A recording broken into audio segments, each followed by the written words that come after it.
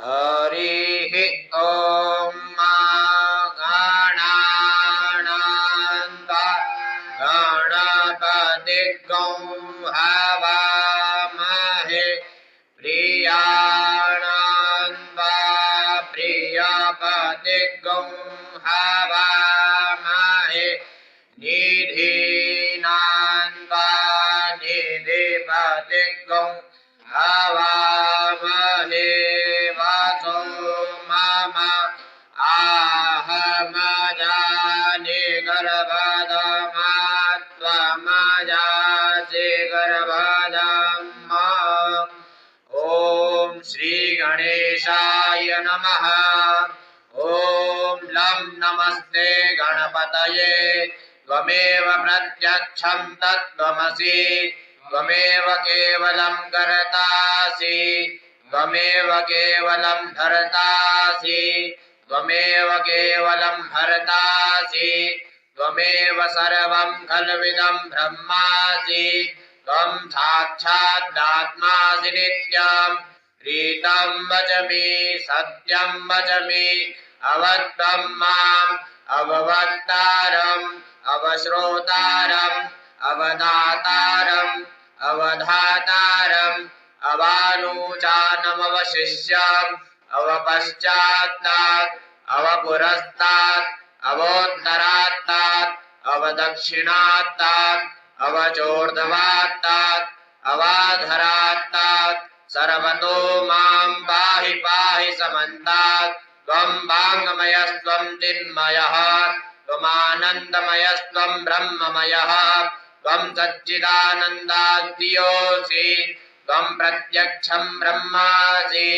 त्वं ज्ञानमयो विज्ञानमयोऽसि सर्वं जगदिदं तत्तो जायते सर्वं जगदिदं तत्तस्तिष्ठति सर्वं जगदिदं त्वयैलेमेष्यति सर्वं जगदिदं त्वयि प्रत्येति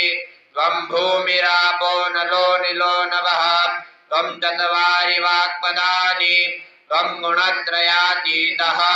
त्वं देहत्रयातीतः त्वं कालत्रयातीतः त्वम् अवस्थात्रयातीतः त्वं मूलाधारस्थितोऽसि नित्यं त्वं शक्तित्रयात्मकः त्वं योगिनो ध्यायन्ति नित्यं त्वं ब्रह्मा त्वं विष्णुस्त्वं रुद्रस्त्वम् इन्द्रस्त्वम् अग्निस्त्वं वायुस्त्वं सूर्यः त्वं चन्द्रमास्त्वं ब्रह्म भूर्भुवः स्वरों गणादिं पूर्वमुच्चार्य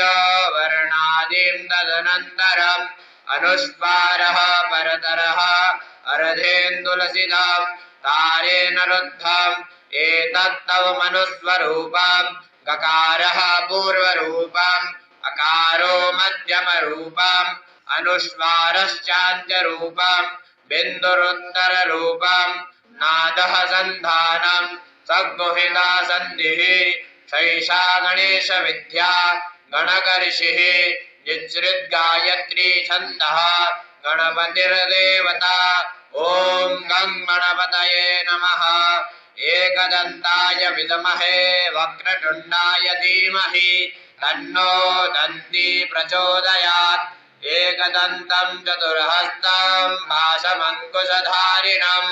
रदं च वरदं हस्तेर्विभ्राणं मूषकध्वजं